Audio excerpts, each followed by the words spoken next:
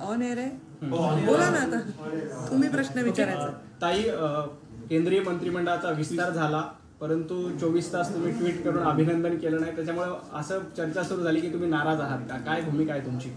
मी आत्ता तुम्ही सर्व आहात तिथे, सर्व माध्यम राज्यातले, त्यांच्या सर्वांच्या समोर अभिनंदन करते. केंद्रामध्ये जे नवीन मंत्रिमंडळ झालेलं आहे त्या नवीन मंत्रिमंडळाचं देशातून आलेल्या सर्व वेगवेगळ्या नेत्यांनी, वेगवेगळ्या कानाकोपऱ्यातून आलेल्या नेतृत्वांचं मी मनापासून अभिनंदन करते. राज्यात जे लोक मंत्री झाले त्यांचंही मनापासून अभिनंदन करते. केंद्रात राज्यामधील ज्या लोकांची वर्णी लागली त्यांनाही मनापासून शुभेच्छा देते. या कालच्या सगळ्या विषयामध्ये दुपारी 3 वाजेपर्यंत नावं संभाव्य संभाव्य संभाव्य असं जवळपास येत होतं, कदाचित 4 वाजेपर्यंत. त्यामुळे कोणाचं अभिनंदन आधी करणं काही प्रशस्त नव्हतं. आणि आपल्या सर्वांना माहिती आहे की महाराष्ट्रामधून कोणतीही जागा लढावीची सुरू झाली की त्याच्यात पंकजा मुंडे किंवा प्रीतम मुंडेच्या नावाची चर्चा असते. ती चर्चा कधी आम्ही परिवार म्हणून घडवून आणत नाही किंवा त्या संभाव्य उमेदवार म्हणून घडवून आणत नाही, ती होत असते. आणि अशावेळी प्रीतमताईंच्याही नावाची चर्चा असल्यामुळे अशी एक चुकीची बातमी गेली की प्रीतमताई दिल्लीत दाखल. आणि काही कार्यकर्त्यांनी, मी दाखवते माझ्या मोबाईलमध्ये, तिकिटाचे स्क्रीनशॉट मला पाठवले की ताई आम्ही तिकीट काढलंय दिल्लीचं. आणि मला हजारो मेसेजेस येत होते. त्यामुळे त्यांना कन्फ्युजन होऊ नये म्हणून मी सांगितलं की आम्ही मुंबईतच आहोत. त्याच्यावरनं असा कयास काढला गेला की मी नाराज आहे. तर नाराज असण्याचं काही कारण नाही. सगळ्यांना मुंडे साहेबांचा वारसा आम्हाला आहे आणि मुंडे साहेबांचे संस्कार आहेत. जर प्रत्येक कोणाला संधी मिळाली तर त्याच्याविषयी मोठ्या मनाने आम्हाला आनंद वाटणं हे आमचं कर्तव्य आहे आणि आम्हाला त्याच्याविषयी आनंद आहे. आणि त्यामुळे हे चुकीचा अशा पद्धतीने मेसेज जाण्याचं काही कारण नाही. मी सगळ्यांना मनापासून शुभेच्छा देते. त्याच्यातनं बातम्या अशा आल्या, म्हणजे तुम्ही ट्विट करायला 24 तास ट्विट केलं नाही, त्याच्यामुळे बातम्या अशा झाल्या की भाजपमध्ये पंकजा मुंडे यांना डावललं जातं का, अशा प्रकारची एक चर्चा सुरू झाली. त्याच्याबद्दल तुमचं मत काय? आता ह्या सगळ्या चर्चा बद्दल काही फार मत व्यक्त करायची आज मला आवश्यकता वाटत नाही. मी ट्विट केलं नाही तर मी ट्विट केलं नाही, आता मी शुभेच्छा देते. आणि ट्विट केलं नाही असं बातमी आली म्हणून मी ट्विट केलं असतं तर अच्छा आता पंकजा त्यांनी ट्विट केलं असं झालं असतं. त्यामुळे मी त्याला फारसं महत्त्व दिलं नाही. मी सगळ्यांशी बोलले, भारती पवारांशी मी बोलले, मी कपिल पाटलांशी बोलले. या सर्वांना आदल्या दिवशी निरोप आले होते. त्यामुळे ते लोक ऑलरेडी दिल्लीत दाखल झाले होते आणि प्रीतमताई मुंबईत होत्या. त्यामुळे काही तर महान लोकांनी असं सांगितलं की पंकजा मुंडेंनी ट्विट केलं त्यानंतर प्रीतम मुंडेंचं मंत्रिपद गेलं. तर हे सगळं हास्यास्पद आहे.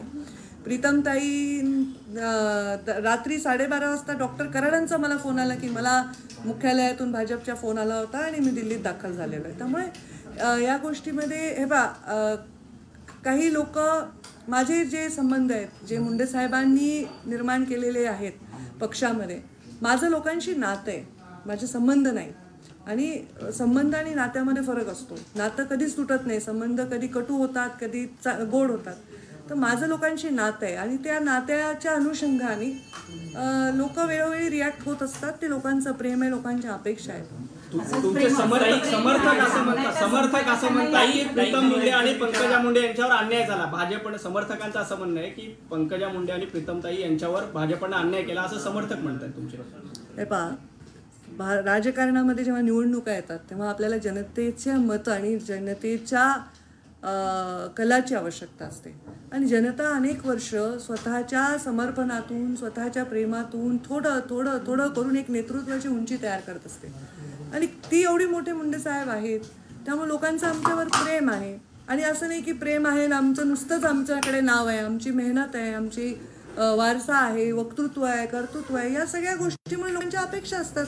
त्यामुळे आम्हाला लोकांच्या मनामध्ये ह्या भावना ज्या आहेत त्या बदलण्याचं काम माझं नाही, ते वेळेप्रमाणे होत राहील. असं वाटतं का की जी संधी मिळायला हवी होती आता प्रीतम मुंडेंना, ज्या प्रकारे ओबीसी आंदोलन महाराष्ट्रात सुरू आहे, एक प्रकारे मोदी मंत्रिमंडळाला ओबीसी चेहरा देण्याचा प्रयत्न करण्यात आला. महाराष्ट्रातनं सगळ्यात मोठं ओबीसी समुदायाचं नेतृत्व करणाऱ्या नावाच्या घराण्याला किंवा त्यांना संधी मिळायला होती, एकंदरीत सगळं राजकारण. हे पहा, भारतीय जनता पार्टीमध्ये एक पद्धत आहे निर्णयाची. त्या पद्धतीमध्ये ते निर्णय घेण्यामध्ये जे व्यक्ती, जे शक्ती आहेत ते ठरवतात त्यांना कोणता निर्णय घ्यायचा. आणि असं सगळ्याच राज्यांच्या बाबतीमध्ये वेगवेगळे निर्णय झालेले आहेत. त्यामुळं प्रीतमताईंचं नाव चर्चेत होतं. केवळ प्रीतमताईंचं नाव चर्चेत नव्हतं, हिना गावितांचं नाव चर्चेत होतं, अनेक लोकांचं नाव चर्चेत होतं. आणि ते नावं न येता दुसरे नावं आले. तर त्यामुळे पक्षश्रेष्ठींनी हे पहा, नवीन नवीन लोकांना संधी द्यायला काय हरकत नाही. त्यांच्यामध्ये असे काही गुण असतील जे पक्षाच्या भविष्यामध्ये हिताचे असतील, पक्षाची शक्ती वाढवणारे असतील असं पक्षाला जाणवलं असेल, त्याच्यामध्ये काही हरकत असायचं कारण नाही. असंच प्रेम तुमच्याबद्दल जे लोकांचं प्रेम आहे असंच प्रेम शिवसेना नेत्यांना देखील वाटते. खास करून संजय राऊत यांनी आजचा आग्रह लिहिला आहे की जाणीवपूर्वक डावलण्यात आलं. तर दुसरीकडे कोकणातले देखील एक नेते म्हणतायत की जे मुख्यमंत्री पदाच्या शर्यतीत आहेत त्यांना देवेंद्र फडणवीस बाजूला डावलतायत. तुमचं वैयक्तिक मत काय या सगळ्या याच्याबद्दल? हे पण जे मत असतं वैयक्तिक मत वैयक्तिक असतं, ते काही जाहीर प्रकट करायचा विषय नसतो. आज माझं हे मत आहे की प्रीतमताईंचं नाव होतं आणि त्या योग्य नाव होतं, असं नाही की अयोग्य होतं. केवळ मुंडे साहेबांची कन्या म्हणून नाही, त्या अत्यंत विक्रमी मताने निवडून आलेल्या आहेत. त्यांनी खूप छान काम केलं आहे. कधी पक्षाची एक बैठक उडवली नाही, कुठलाही कार्यक्रम त्यांनी डावलला नाही. खूप कष्टाळू आहेत आणि खूप हुशार आहेत. तरुण चेहरा आहे, महिला आहे, बहुजन चेहरा आहे. त्यामुळे त्यांचं नाव हे न येण्यासारखं त्याच्यामध्ये काही नाही आहे. पण कदाचित पक्षाने एखादा निर्णय घेतला, केवळ प्रीतमताईंचंच नाव नाही आलं असं नाही, अनेक लोकांची नावं च्या ऐवजी दुसरे नाव आले. त्यामुळे चर्चा ही त्या नावाच्या वलयामुळे होत आहे आणि त्यामुळे मला वाटतं त्याला विराम द्यावा. तुम्हाला पटलाय का पक्षाचा निर्णय? मला पक्षाचा निर्णय पटण्याचा विषय नाही, कारण पक्षाचा प्रत्येक निर्णय, जेव्हा मला पक्षाने फॉर्म भरायला लावला होता की मी तेव्हाही म्हणलं होतं आपल्या पक्षाची एक पद्धत आहे, मी एलिजिबल आहे का YBCला अप्लाय करायला, कारण मी निवडणूक लढवली. तेव्हा मला पक्षाने फॉर्म भरायला लावला होता आणि पक्षाने नंतर निरोप दिला की नाही आम्ही रमेश अप्पा कराडांना गेलतो. तर तोही निर्णय मला पटलाच होता, हाही निर्णय पटलाच आहे.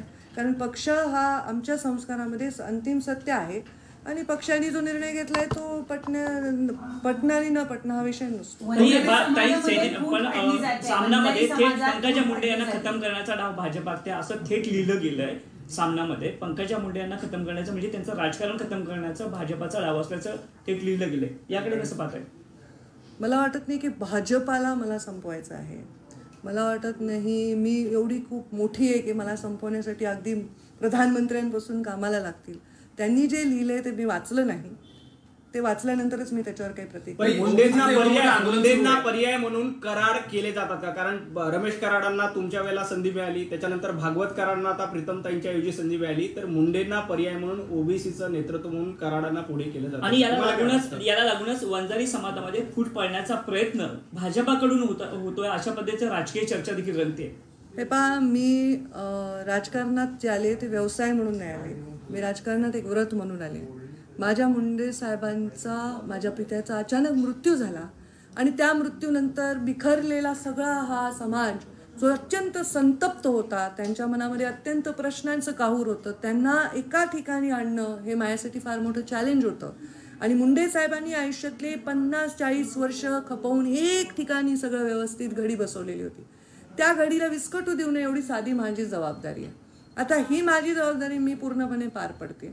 माझ्या समाज म्हणजे मी फक्त वंजारी समाजाची आहे हे मला मान्य नाही, कारण जाती रचना मला मान्य. वंजारी समाजात माझा जन्म आहे, वंजारी समाजाचा आयुष्यभर मी ते जन्माचा अभिमानाने बाळगणारा व्यक्ती आहे. पण वंजारी समाजाबरोबर मी या राज्याची एक महिला नेता आहे, राज्याची एक सगळ्या म्हणजे मला वाटतं की महाराष्ट्रामध्ये सगळ्याधिक जास्त सभा सर्व समाजाच्या उमेदवारांच्या मी घेते. तर एक चांगली वक्ता आहे का? मला फक्त समाज म्हणून बघणं हे पण मला वाटतं चुकीचं आहे. मी आता वंजारी समाजामधला व्यक्ती कोणी मोठा होत असेल तर मी त्याच्या पाठीशी आहे आणि राहणार आहे. फक्त मुंडे साहेबांनी ज्या पद्धतीने या गोष्टी हाताळल्या त्याच पद्धतीने हाताळावं. कोणा गरिबाला वाटू नये की आमचा साहेबांसारखं हे नाही, एवढी काळजी सगळ्यांनी घेतली पाहिजे. त्यांना जी संधी मिळाली आहे ती संधी त्यांचं नेतृत्व मोठं करण्यासाठी किंवा पक्षाने त्यांच्यावर विश्वास टाकला आहे. बघू आता त्याच्यामध्ये आणखी किती ताकद वाढवते. माझी अपेक्षा आहे की जर जास्त लोकांना म्हणजे पंकजा मुंडे आणि प्रीतम मुंडे म्हणजेच वंजारी समाज नाही आहे, इतर लोकही म्हणजे वंजारी समाज आहे, तर त्यांच्यामुळे आणखी ताकद वाढण्याची आपल्याला चित्र दिसलं पाहिजे. आपण त्याचा अभ्यास करू काय होईल पुढे भविष्यामध्ये आणि त्याचा ताकद वाढेल अशी शुभेच्छा देते मी. ज्यांना संधी दिली गेली मंत्रिमंडळात विशेष करून महाराष्ट्रातनं, त्याच्यापैकी जवळजवळ 4 पैकी 3 लोक तर पक्षाच्या बाहेर आलेले आहेत. पक्षाच्या निष्ठावंतांना डावलून बाहेरनं येणाऱ्यांना संधी दिली गेली. तुम्ही ज्येष्ठ नेता पक्षाचे? मी ज्येष्ठ नाही आहे, मी लहान आहे, तरुण आहे अजून. पण आता कसं असतं, पक्ष वाढवण्यासाठी पक्षातले जे मुख्य नेते असतात ते खूप चांगले निर्णय घेत असतात की हा पक्ष खूप ताकदवर व्हावा. म्हणून मला वाटतं की इव्हन आता ज्या विधान परिषदा दिल्या त्याच्यामध्ये पण काही नवीन लोकांना संधी दिली, नवीन नेतृत्वांना संधी दिली. म्हणजे जेव्हा आम्ही महायुती केली तेव्हा राजू शेट्टी, महादेव जानकर हे सगळे जण आमच्याबरोबर जोडले गेले होते. आता नवीन नवीन चेहरे आले आणि नवीन नवीन विधान परिषदा, राज्यसभा आल्या. त्यांनी पक्षाची अफाट ताकद वाढणार आहे असं पक्षाच्या श्रेष्ठींना, नेत्यांना वाटत असेल तर मला त्याच्यावर विश्वास त्याच्यावर दाखवला पाहिजे आणि मला शुभेच्छाही दिल्या पाहिजे की ताकद पक्षाची वाढली तर हा निर्णय योग्य ठरेल. आणखी एक प्रश्न या निमित्ताने उपस्थित होतो. जे टीम देवेंद्रमध्ये आहे तेच टीम नरेंद्र यांच्यामध्ये गेलेत असा एक सोशल मीडियामध्ये मेसेज व्हायरल होतो. तुम्हाला काय वाटतं की खरंच असं काही झालंय का मंत्रिमंडळ विस्ताराबद्दल? मला माहित नाही टीम देवेंद्रमध्ये कोण कोण आहेत आणि टीम नरेंद्रमध्ये कोण कोण आहेत. भारतीय जनता पार्टीला हे मान्य नाही ना. Team Devendra, team Narendra. भारतीय जनता पार्टीला पक्ष प्रथम, नाही राष्ट्र प्रथम, द्वितीय पक्ष आणि तृतीय मी असं आमचं आहे. आमच्याकडे हे मान्यच नाही ना. मीपणा आमच्याकडे मान्य नाही आहे. आमच्या संस्कृतीला मी असं म्हणणं मान्य नाही. आपण आम्ही सर्व असं म्हणणं मान्य आहे. त्यामुळे मला वाटत नाही की तशी कुठली टीम असणं पक्षाला मान्य. तुम्हाला असं वाटतं का की भाजपमध्ये मी म्हणण्याची काही संस्कृती वाढली असं वाटतं? मी भारतीय जनता पार्टीच्या संस्कृतीला सन्मान करणारी एक सामान्य कार्यकर्ता आहे आज. कारण मी कोणती मंत्री नाही, मी कोणत्या पदावर नाही. त्यामुळे मी एक सामान्य कार्यकर्ता आहे आणि मी वेळोवेळी सांगितलं की भारतीय जनता पार्टीचा सन्मान करणारी मी सामान्य कार्यकर्ता आहे आणि पक्षनिष्ठा हे माझ्या बापांनी मला संस्कारात दिलेली आहे. अटल बिहारी वाजपेयी, लालकृष्ण अडवाणी तेव्हा देशाचं नेतृत्व करत होते आणि तेव्हा राज्यात मुंडे महाजन नेतृत्व करत होते. तेव्हा अगदी तळागाळातला एक एक व्यक्ती आणून पक्ष शून्यातून इतका मोठा करण्यामध्ये योगदान दिल्यामुळं आम्हाला पक्ष हा आमच्यासाठी एक नातं आहे, एक जणू एक प्रेमाचा संबंध आहे. त्यामुळे आपण ज्यांच्यावर प्रेम करतो त्यांच्यावर त्यांची संस्कृती काढणं हे माझ्या संस्कृतीत बसत नाही. ओबीसीवर सगळा हा गोंधळ सुरू आहे, पण नेतृत्व तुम्ही पुन्हा एकदा ओबीसीच्या सगळ्यांना करताय. मागच्या काही दिवसात मी नेतृत्व नाही, मी कार्यकर्ता आहे. पण चक्काजाम पासून तुम्ही परत फ्रंट फुटवर दिसताय. या सगळ्या पार्श्वभूमीवर सेना असेल किंवा इतर नेते कुठेतरी या सगळ्या नेतृत्वामध्ये फूट पाडण्याचा प्रयत्न असं म्हणता येईल. कारण सामनाचा अग्रलेख पाहिला, विनायक राऊतांनी त्याबद्दल स्टेटमेंट केलं की जाणीवपूर्वक मुख्यमंत्री पदाच्या रेसमधले सगळे नेते देवेंद्रजी संपवत आहेत. तर एकंदरीत बघताय की ह्या सगळ्या पुढच्या लढ्याला वेगवेगळं पाडण्याचा प्रयत्न. हे पण तुम्ही लोकशाहीचा चौथा स्तंभ आहात. जे आम्ही बघतो ते आम्हाला दिसतं, त्याच्या पलीकडचं तुम्हाला दिसतं. त्यामुळे तुमचे काय मत आहे त्याच्यावर मी पुढच्या महिन्याभर अभ्यास करते आणि मग बघते काय. एका बाजूला प्रीतम मुंडे रेकॉर्ड ब्रेक मतांनी निवडून आलेले आहेत. बीडमधनं पहिल्यांदा त्यांनी रेकॉर्ड केलं, त्याच्यानंतर दुसऱ्यांदाही त्यांनी रेकॉर्ड ब्रेक मतांनी खासदारकी पदाला निवडणूक दिली. त्या तुलनेमध्ये इतर जी नावं दिसत आहेत, भारती पवार आहेत, त्या लगेच राष्ट्रवादीमधनं इकडे आलेले आहेत. त्यानंतर भागवत कराड असतील, पहिल्यांदाच राज्यसभेच्या खासदार आहेत आणि एका वर्षभरामध्ये त्यांना थेट केंद्रीय अर्थराज्यमंत्रीपद मिळालं. तुम्हाला असं वाटत नाही का की प्रीतम मुंडे सलग 2 वेळेला विक्रमी लांब झाला? तर त्याच्याबद्दल तुम्हाला काय वाटतं? तुमचा पण प्रश्न घ्या. म्हणजे एकत्र माझा प्रश्न असा आहे की संजय राऊतांचा दरम्यान तुम्हाला काही फोन वगैरे झाला का? सामनामध्ये इतक्या तुमच्या बाजूने लिहिल्यासारखं किंवा तुमच्याशी बोलून लिहिल्यासारखं सांगतायत ते थेट? नाही. आधी माझ्या प्रश्नाचं ते इतके फ्री विचारांचे आहेत आणि त्यांचा एवढा मोठा अभ्यास आहे, त्यांना माझ्याशी बोलण्याची आवश्यकता नाही. त्यांनी जे लिहिलंय ते त्यांचं स्वतःचं मत आणि ते त्यांचे फार स्ट्रॉंग मत आहेत. त्यामुळे मी त्यांच्याशी बोलण्याची आवश्यकता नाही. प्रीतमताई लोकसभेला जे निवडून आल्या, मला वाटतं की मुंडे साहेब जेव्हा निवडून आले ना त्या निवडणुकीमध्ये मी एकटीच होते. आमचा एकही आमदार नव्हता जिल्ह्यामध्ये आणि माझ्या पायाला फोड आले होते आणि मी पट्ट्या बांधून प्रचार केला पक्षाचा. आणि प्रीतमताई निवडणुकीला ज्या उभ्या राहिल्या त्या बापाच्या मृत्यूनंतर राहिल्या, त्यामुळे रेकॉर्ड ब्रेक करणारच होत्या त्या. पण आता जी निवडणूक त्या जिंकल्या ती निवडणूक त्यांच्या मेरिटवर त्या जिंकल्या. तरी प्रीतमताई निवडणुकीच्या उमेदवार आहेत का नाही इथून चर्चा होती. म्हणजे प्रीतम मुंडे निवडणुकीच्या उमेदवार राहणार नाहीत. आम्ही हे जे कष्ट केलेत ना हे पक्षासाठीच केलेत. माझ्याकडे येणारी गर्दी ही पक्षासाठीच आहे. त्यामुळे हे म्हणणं की मी वेगळी आहे पक्ष वेगळा आहे हे मी म्हणू शकत नाही. आणखी कोणी म्हणत असेल तर मला त्याच्याविषयी काय म्हणणार नाही. माझं एवढंच म्हणणं आहे की आता हे जे पक्षामध्ये नवीन एडिशन झाले त्यांचंही स्वागत आहे. ज्यांना मंत्रिपद मिळाले त्यांचंही स्वागत आहे. आणि त्या मंत्री मिळालेल्या लोकांमुळे जर प्रत्येक मत जरी भारतीय जनता पार्टीमध्ये वाढत असेल तर त्याचंही स्वागत आहे. ताई, तुम्ही हे सांगताना तुमच्या डोळ्यात पाणी आम्हाला दिसतंय. तुम्हाला कुठेतरी दुःख या गोष्टीचं होताना आम्हाला दिसतंय की पक्षासाठी तुम्ही पायाला पोड असताना प्रचार केला किंवा पक्षासाठी खस्ता केला, कुठेतरी मनाला काहीतरी लागतंय. मनाला काही लागत नाही. मुंडे साहेबांची आठवण आली कारण मुंडे साहेबांना शपथही घेता आली नाही. ते निवडून आले आणि 3 जूनला ते गेले. म्हणजे गमतीचा भाग असा आहे की माझ्या आईला पेन्शन मिळते तर ती पेन्शन त्यांना दुसऱ्या टर्मची मिळत नाही, शेवटच्या टर्मची, कारण मुंडे साहेबांनी खासदारकीची शपथ घेतली नव्हती. ते शपथ घ्यायच्या आधीच गेले. 17 दिवसात मुंडे साहेब गेले. म्हणजे हे केवढं मोठं घोर दुःख आहे. प्रीतम ते काही राजकारणात मिरवण्यासाठी नाही आल्या, लोकांना शांत करण्यासाठी आल्या.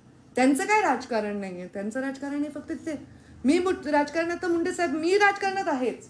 मी मुंडे साहेब राजकारणात असल्यापासून आहे आणि मी खूप भाग्यवान आहे की मुंडे साहेबांनी मला राजकारणाचे धडे दिले आणि म्हणून मी जिथे बसू शकते ते मी आज इथे बसली आहे. आणि तुम्ही सगळे जे इथे आहेत ही फार मोठी पुण्याई आहे आणि 25, 30, 40 वर्षांनंतर ती येते. जरी मी आज सुरुवात केली ना, मला म्हणजे कोणी कोणतंही पद जर दिलं आज मला तर इथून पुढचे 20 वर्ष मला काम करावं लागतं त्या उंचीवर पोहोचण्यासाठी. ताई, ओबीसी मध्ये खूप सारे वाद आहेत. ओबीसी नेता जे आहे कोण असावा असं तुम्हाला वाटतं? ओबीसीचे नेतृत्व करण्यासाठी खूप सारे वाद आहेत. हे काय चुकीचं आहे. कोणी नेता असावा मला एक तर कळत नाही. सारखं जातीवादी प्रश्न का विचारले जातात. महाराष्ट्राचा नेता असतो, महाराष्ट्राचा नेता असतो, नेती नसे नेता नसतो. ओबीसीचा नेता, मराठाचा नेता, ब्राह्मणाचा नेता, मारवाड्याचा नेता, ही काय पद्धत आहे? नेता नेता असतो. हे सुद्धा भारतीय जनता पार्टीच्या संस्कृतीच्या विरोधात आहे, जातीवार नेता असणं. हा, ओबीसीचे प्रश्न गंभीर आहेत त्याच्यावर आवाज उचलणार मी. मराठा समाजाला आरक्षण नाही मिळालं त्याच्यावरही आवाज नाही उचलणार.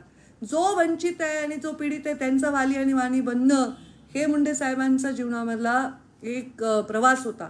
आणि त्यावेळी कधी कधी पक्षाच्या भूमिकेच्या पलीकडे जाऊनही त्यांनी भूमिका घेतली. हा त्यांचा संस्कार होता आणि त्याच्यामुळे पक्षाचं ताकदच वाढली.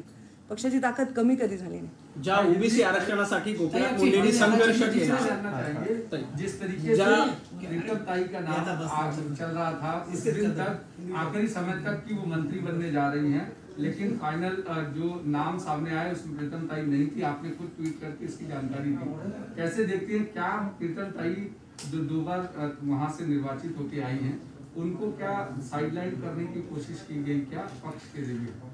मैं ये जाहिर रूप से कहना चाहती हूँ, यहाँ मराठी माध्यम और हिंदी माध्यम है, प्रीतम मुंडे या पंकजा मुंडे ने कभी भी कोई भी मंत्री पद की मांग की नहीं. कोई भी नेता से हम मिले नहीं. ये बातें गलत है कि हम कोई अपेक्षित प्रवास कर रहे थे उस पद की तरफ जाने के लिए.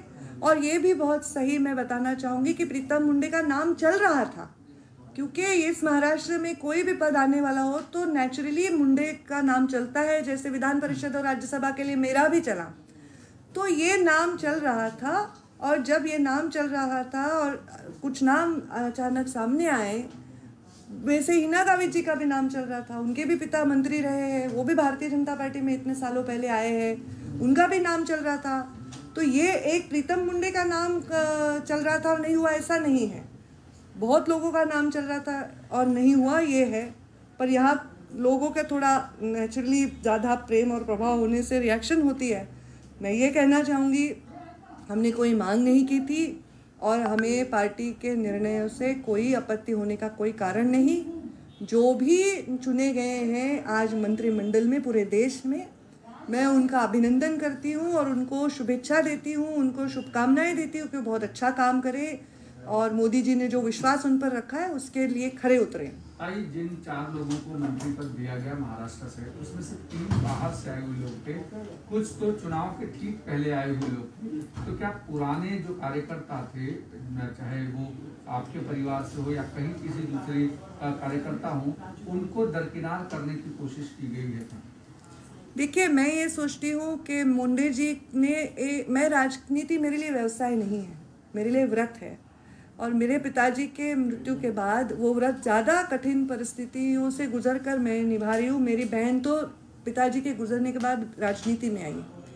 मैं सोचती हूँ अगर हमारा कार्यकर्ता कोई बड़ा होता है तो नेता के लिए वो सबसे बड़े फक्र की, अभिमान की बात है। और अगर किसी और को समाज में उतनी ऊंचाई मिलती है जितनी नेता को मिली तो वो नेता की सही जीत है। तो किसी को कुछ मिला, इसमें कोई दुख होने की बात नहीं है। हाँ, ये ज़रूर आप कह रहे हैं कि कोई लोग नए आए हैं, पर वो नए आए हैं तो विचारपूर्वक पार्टी ने निर्णय लिया होगा जिसमें पार्टी की ताकत बढ़ती होगी और पार्टी को बहुत सारा बदलाव आगे नजर आएगा, ऐसा लगता है। और वो उनका ज्यादा अभ्यास है हमसे। मराठवाड़ा में क्या मुंडे परिवार को या मुंडे का प्रभाव कम करने की कोशिश की जा रही है? मुंडे जी का प्रभाव सिर्फ मराठवाड़ा में नहीं है, मैं तो अभी दूसरे राज्यों में भी जाती हूँ, बहुत प्रभाव है और वो कम करने की कोशिश में बढ़ता है, ऐसा मेरा अनुभव है।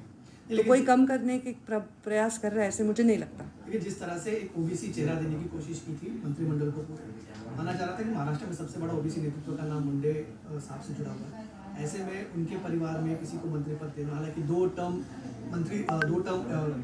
MP रह चुकी है प्रीतम मुंडे, उनको देना ज़्यादा लाजमी नहीं था। या फिर मुंडे परिवार हो या फिर महाजन परिवार हो, पूनम महाजन का भी नाम चला था, आप ही के परिवार से जुड़े, क्या ऐसे में उनको देना लाजमी नहीं था? देखिए, मैं सोचती हूँ जिनको मिला है वो भी तो मुंडे परिवार ही है। जो आज इस पद पर विराजमान हुए वो तो मुंडे जी ने ही बनाया है, मुंडे जी ने उनको संस्कार दिए। तो हमारे लिए हम और पार्टी हम अलग परिवार मानते नहीं हैं और उनको मिला है तो हमको उसमें दुख की बात नहीं है, हमको आनंद ही है। और मैं सोचती हूँ कि इसमें ताकत बढ़ रही है पार्टी की, ऐसा मैं सोच रही हूँ। शायद पार्टी ने ऐसा निर्णय लिया है, विधान परिषद में भी बहुत लोगों को इसमें नए लोगों को शामिल किया है, तो पार्टी की ताकत बढ़ रही होगी, पार्टी का अपना अभ्यास होगा। लेकिन ऐसा विधान परिषद के वक्त आपको विधान परिषद में आपका पुनर्वास किया जाएगा ऐसी चर्चा थी। उसके बाद में ये भी चर्चा थी कि शायद आपको, देखो, कोई बाढ़ मेरे घर में नहीं आई है, मेरा घर बह नहीं गया है, मैं आश्रित कहीं होने का एप्लीकेशन नहीं करी हूँ। मेरा पुनर्वसन कौन क्यों करेगा? मेरा पुनर्वसन जिसका किया जाता है वो जो बर्बाद हो चुका है, जिसको जो बह चुका है, ख़त्म हो चुका है। मेरे पुनर्वसन ये शब्द मुझे मान्य नहीं। लेकिन जिस तरीके से विधान परिषद के समय में आपका नाम सबसे आगे चर्चा में था, विधान परिषद की सीट आपको दी जाएगी, वहाँ पर भी नए लोगों को मौका मिला। फिर यहाँ पे चर्चा प्रीतम ताई का था, वहाँ पे भी नए लोगों को मौका मिला। तो इससे कई समर्थकों में क्या किसी तरीके का रोष है? क्योंकि आप लगातार जरूर देखिए, मैं ये साफ कहती हूँ, मेरे मन में इसमें कोई आपत्ति नहीं है। ये पार्टी का निर्णय है, इन निर्णय प्रक्रिया से मैं गुजर चुकी हूँ और मुझे इसमें कोई आपत्ति होने का कारण नहीं। पर समर्थकों का एक प्रेशर होता है, जो आदमी मासेस के साथ काम करता है उसको मास का प्रेशर होता है। जो आदमी लॉयल हमारे से सालों तक जो वोटर रहा है उसका थोड़ा प्रेशर होता है, तो नेचुरली समर्थकों में थोड़ा सा नेगेटिविटी है। ये मैं कैसे नकार सकती हूँ? पर उसका मुझसे या मेरे परिवार में कोई नेगेटिविटी उस बारे में नहीं। एक जमाने में मुंडे साहब भी पर इसी तरह का प्रेशर था, उनको पार्टी में दरकिनार किया जा रहा है, ऐसी चर्चाएं थी। उस वक्त मुंडे साहब ने लगभग पार्टी में अपनी नाराजगी जाहिर की थी। उन्होंने तब पार्टी छोड़ने तक का निर्णय लिया था। सुषमा स्वराज ने उनको समझाया था, उनके बंगलों पर एक प्रेस कॉन्फ्रेंस हुई थी सुषमा स्वराज जी के बंगलों पर, तब मुंडे साहब ने अपना निर्णय पीछे लिया था। जब ऐसे एक मास लीडर को दरकिनार किया जाता है तो क्या ऐसी भावनाएं आती है लीडर के मन में, जिस तरह से मुंडे साहब के मन में आई थी, ऐसी भावनाएं आती है? मैं अभी मुंडे जी यहाँ नहीं है तो उनके बारे में ये कहना भी गलत होगा, क्योंकि उन्होंने इस पार्टी को अपने बच्चे की तरह पाला पोसा है। तो वो आज नहीं है और पार्टी में ही वो पैदा हुए, राजनीति में और पार्टी में ही उनका अंतिम श्वास उन्होंने लिया। मेरे मन में क्या है तो मैं संघर्ष है, जो संघर्ष शायद मेरे मुंडे साहब के घर में पैदा होने में, हमारे प्रॉपर्टी में जैसे किसी को कुछ जायदाद मिल जाती है वैसे मुझे मिल जाता है, उसके बारे में मुझे आपत्ति नहीं है। मुझे बिल्कुल लगता नहीं है कि ऐसा कुछ निर्णय करने की आवश्यकता है। मैंने हर बार ये कहा कि हर समय बदलता रहता है। अगर नए लोगों को वो कुछ न कुछ नया रोल दे रहे हैं तो पार्टी को उसके फ़ायदा या नुकसान जो भी है वो उसका भी इवैल्यूएशन करेंगे। मुंडे साहेबांनी ओबीसीच्या प्रश्नावर संघर्ष केला आयुष्यभर. तुम्ही सुद्धा ओबीसीच्या प्रश्नावर रस्त्यावर उतरला आहात. आता तुमची पुढची भूमिका कशी असेल? माझं मराठी समजत असेल तुम्ही तुमची भूमिका काय? पुढची भूमिका काय असेल? ओबीसीच्या ओबीसीच्या संदर्भात तुमची पुढची भूमिका काय असेल? मैं दोनों बात करूं. ओबीसी के विषय में मैंने ये कहा था कि ओबीसी के राजकीय आरक्षण को फिर से पुनर्स्थापित किए बिना चुनाव नहीं होने चाहिए. ये बात पर मैं कायम हूँ.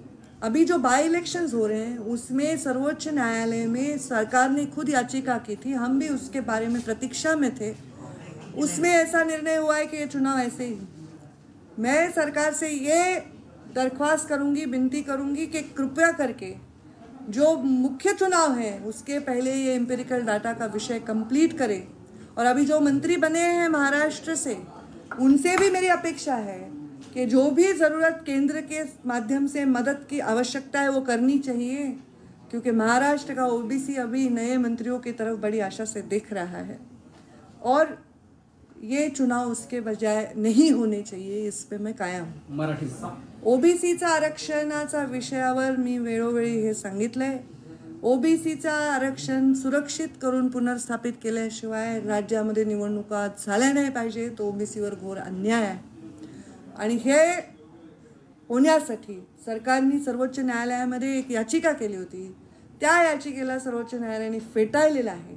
सरकारने याच्यामध्ये तात्काळ पावलं उचलून निवडणूक आयोगाशी चर्चा करून हे थांबवणं आवश्यक आहे. या तर बाय इलेक्शन्स आहेत. मुख्य ज्या निवडणुका आहेत त्याच्या आधी तरी सरकारचा एम्पिरिकल डेटा आणि त्यांचा अभ्यास पूर्ण होणं हे 100% अपेक्षित आहे. पंकजा मुंडेंचा लढा अधिक तीव्र होईल यासाठी पंकजा तुम्हाला वाटतं का ओबीसीच्या प्रश्नावर राज्य सरकारची ढिलाई झाली का केंद्र सरकारची? काय वाटतं तुम्हाला? केंद्र सरकार अजून पिक्चरमध्ये आलेलं नाही ओबीसीच्या प्रश्नावर. केंद्र सरकारकडनं काही अपेक्षा असेल आता कोर्टाने जो निर्णय दिलाय त्याच्यानंतर, तर आता केंद्र सरकारकडनं त्या अपेक्षा पूर्ण करून घेण्यासाठी आता आपल्याकडे हक्काचे अजून 4 मंत्री झालेले आहेत. तुम्हाला असं वाटतं की हे मंत्री काम करतील असं वाटतं तुम्हाला वाटतं की हे जे मंत्री ते त्या प्रश्नासाठी काम करतील असं वाटतं? आजचा प्रश्न आहे हा ओबीसी झाल्याबरोबर लगातार मुंडे परिवार को दरकिनार करने की कोशिश हो रही है. सामना में जिस तरीके से कहा गया और उन्होंने बाकायदा एक अग्रलेख लिखा है कि किस तरीके से कुछ गुट मिलकर के मुंडे परिवार को साइडलाइन करने की कोशिश कर रहे हैं, उनको स्ट्रीमलाइन पोजीशन से साइड करने की कोशिश कर रहे हैं. इसको कैसे देखती हैं? मैंने वो अग्रलेख पढ़ा नहीं है तो मैं उस बारे में कोई टिप्पणी नहीं करना चाहती. और मैं ये सोचती हूँ कि समर्थकों में जो भी भावना है वो भावना समर्थकों में है क्योंकि उनका प्यार है. और आज उसको जाके मुझे वापस लोगों से चर्चा करनी पड़ेगी. पर हमें दे ये हमारी मांग थी ही नहीं. और यही मैं जब प्रीतम मुंडे दिल्ली में दाखिल हुए ऐसी गलत न्यूज़ जब मैंने देखी तो मैंने ये स्पष्ट किया है कि हम मुंबई में ही बैठे हैं, हम कहीं दाखिल नहीं हुए हैं. तो मुझे लगता है किसी और को मिलने से मुझे बिल्कुल उसमें आपत्ति नहीं है. वो भी तो मुंडे साहब के विचारों के लोग हैं और मुंडे साहब के विचारों के लोग मुंडे साहब के परिवार से भी बड़े हो, यही मुंडे साहब के संस्कार है. देखते हैं आगे आगे क्या होता है. समर्थकों के गुस्से को क्या नजरअंदाज करेंगी या समर्थकों से बातचीत करने के बाद आगे की रणनीति? प्यार से सहलाऊंगी, समझाऊंगी. मैंने कहा कि मेरे जो लोग हैं, जो मुंडे साहब के फॉलोअर्स हैं, वो मेरे फॉलोअर्स नहीं, मेरा परिवार है. और उनसे मेरा संबंध नहीं, मेरा नाता है. संबंध कटुता हो सकती है, उसका संबंध में मिठास हो सकती है, पर नाता ये हमेशा रहता है स्थिर और वो मेरा रहेगा, ऐसा मुझे विश्वास है. ऐसा काम मुझे करना पडेगा हमेशा. शेवटचा प्रश्न, एकनाथ खडसेंच्या ईडीची चौकशी केली आहे. तुम्हाला काय वाटतं की ज्या पद्धतीनं आरोप होतोय की केंद्र सरकार एजन्सीचा गैरवापर करतं? हे पहा, मला असं वाटतं की ईडी, CBI, CID या फार मोठ्या इन्व्हेस्टिगेशन एजन्सीज आहेत. त्यांच्या इन्व्हेस्टिगेशन एजन्सीमध्ये जेवढा कमी आपण टिप्पणी करू तेवढा योग्य न्याय होईल. त्याच्यामध्ये चूक असेल तर त्यांचा न्याय होईल, बरोबर असेल तर तसा न्याय होईल. त्याला आपण कुठे डिस्टर्ब करू नये. खडसे साहेबांच्या या ईडीच्या चौकशीमध्ये त्यांना कुठेतरी मीडियातून आपण त्याच्यामध्ये काही भाष्य करणं वगैरे अयोग्य आहे असं मला वाटतं, कारण त्याची एक्सपर्ट मी नाही. थँक्यू.